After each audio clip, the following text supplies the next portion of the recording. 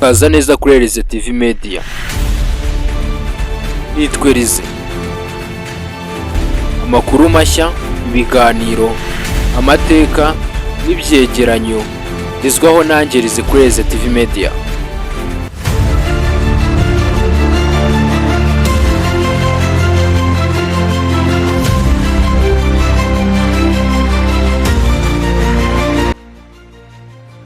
Umwe mu bakire bo mu gihugu cy'u Rwanda bigeze babaho mu mateka ya muntu.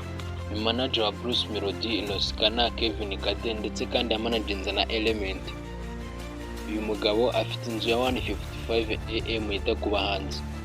Yitwa Coach Gael, akaba ari umunyarwanda wibera mu gihugu cya USA, akaba afite amafaranga menshi cyane kandi adasanzwe. Uyu ni umugabo wavuzweho ko ashobora kuzazana Chris Brown mu Rwanda amwishyuye miliyoni y'idolari yose. Ni umujyanama mu bya business, agakora ubucuruzi ndetse akaba aziranye n'ibyamamare byinshi cyane mu isi hose, kuko ari umuntu uziranye na Chris Brown ndetse uteganya no kuzana ibyamamare bitandukanye, ndetse kandi akaba yaragiye akora n'ibikorwa by'ubucuruzi, ashinga inganda n'ibindi. Ibyo ngibyo byose ni umwihariko we, ndetse kandi ni ibindi bikorwa bikomeye cyane yagiye ageraho. Gusa ikintu gitangaje kuri Coach Gael ni uko agiye kugura indege. Ese agiye kuyigura? Ahubwo yamaze kuyigura.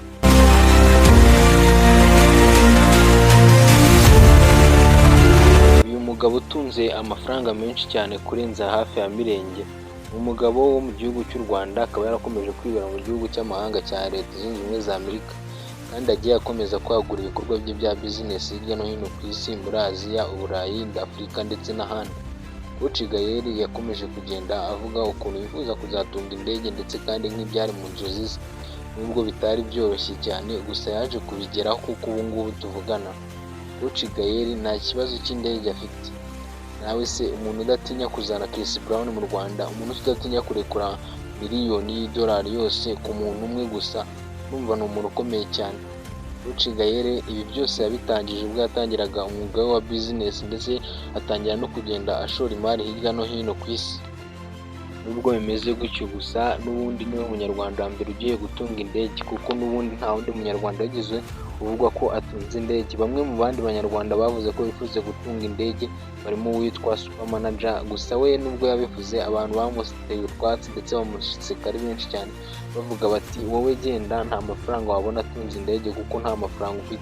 Gusa we avuga ko nubwo bwose ngo abantu batamugiriye icyizere ndetse ntibanamwumve, hari igihe yaba yicariye iwe mu rugo ngo gusa akajya kubona abaze udufaranga agasanga ngo ararenga miliyari yose amafaranga y'u Rwanda. Umwe mu bagabo nabo bagiye baguze amafaranga menshi. Gusa undi mugabo wavuze ko nawe yifuza gutunga indege ndetse bikemerwa ni umugabo witwa Sadat. Sadat Munyakazi ni umukire ukomeye cyane, kuko afite kenkayire ikomeye mu gihugu kurenza izindi zose ziranguza andi makenkayire. Sadat Munyakazi ni umu businessman ukomeye cyane, ndetse kandi akaba yarigeze no kuba perezida w'ikipe ya Rayon Sports, aho yayoboraga ibikorwa bitandukanye byo mu ikipe ya Rayon Sports.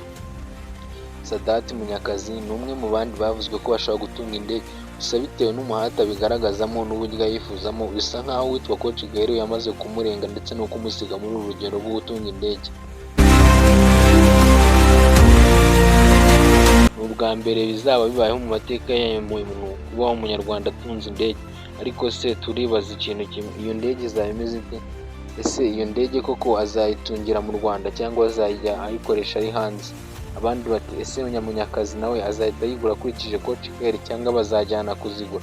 Ni ibintu wakibaza. Gusa iyi ni indege yagiye hanze y'agatangaza, iri kugaragazwa nk'indege ikomeye cyane y'uwitwa Coach Gael, akaba ari indege iri kuvugisha abantu benshi amagambo atangaje, kandi benshi bari kwibaza uburyo ikora. Mbere y'ibyo byose kambanze mwereke ino ndege, mwereke ubudahangarwa ifite, uburyo yikoreramo utuntu twayo yipoye. Nyuma y'ibyo byose rero uwitwa Coach Gael aravuze ati ibi ngibi nibwo bigitangira, muzabona n'ibindi birenze kuri ibi. Ubwo ntangiye muzabona n'izindi ndege nyinshi cyane zitandukanye. Akaba rero nyine yamaze gukonfirmwa nk'umunyarwanda wa mbere utunze indege, aho hitezwe ko ashobora gukurikirwa n'abandi barimo Sadat Munyakazi. Gusa nubwo Sadat Munyakazi atari yashyira hanze indege cyangwa se ngo avuge ko yayiguze, hari n'abandi babiteganya. Gusa ikindi kintu nanone kiri gutangaza abantu benshi ndetse ntibanabyumve neza, uko uyu nguyu Coach Gaël atigeze aza no mu bakiri 10 ba mbere mu Rwanda, yewe ngo na Sina aramurusha amafaranga niko bamwe bavuga, ariko abandi bakavuga ko ngo amafaranga ya Coach Gaël ntawe yazi kuko amenshi atabarizwa no mu gihugu cy'u Rwanda cyangwa se muri Afurika, yibera muri Amerika no ku mugabane w'Uburayi. Ese weho ndakubaza, ufite izihe nzozi? Ese nawe wakifuza kuzatunga indege? Byose biba bigishoboka ukiri ku isi, gusa nubwo abantu benshi batigirira icyizere, mugakomeje kugenda muvuga muti n'igare twararibuze cyangwa se ipine ya moto, gusa byose biba bigishoboka iyo ufite intego, inzozi nziza, ahazaza heza ndetse unakora cyane. Ni ibyishimo ku bantu benshi cyane bose bakunda kubona u Rwanda rutera imbere, kuko Coach Gaël ni umwe mu bagaragaje ko u Rwanda ruri gutera imbere ndetse no kuzamuka. Abantu benshi cyane b'abanyarwanda baba bibaza ati se nta munyarwanda waba uza mu bakiri 10 nibura 100 ku isi? Gusa wenda bamwe bakamuca intege bamubwira bati no mu 100 muri Afurika cyangwa se muri East Africa ntawe upfa kuzamo. Gusa Coach Gaël akoze ibitangaza bitari byakorwa n'undi uwo ari we wese, ndetse no mu bihugu bitandukanye hari abatarakora ibi ngibi.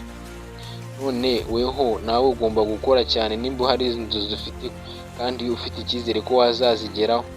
Nibutsa iyi ni Elize TV Media, yanjye uri kugeza iki kiganiro nitwa Elize. Ugire ibihe byiza kandi Imana ibarinde. Subscribe niyo nzira yagufasha kuzajya ukomeza kubana natwe mu biganiro byinshi bitandukanye kandi byiza. Kaza neza kuri Elize TV Media. Nitwa Elize. Amakuru mashya, ibiganiro, amateka n'ibyegeranyo bizwaho nanjye Elize kuri Elize TV Media.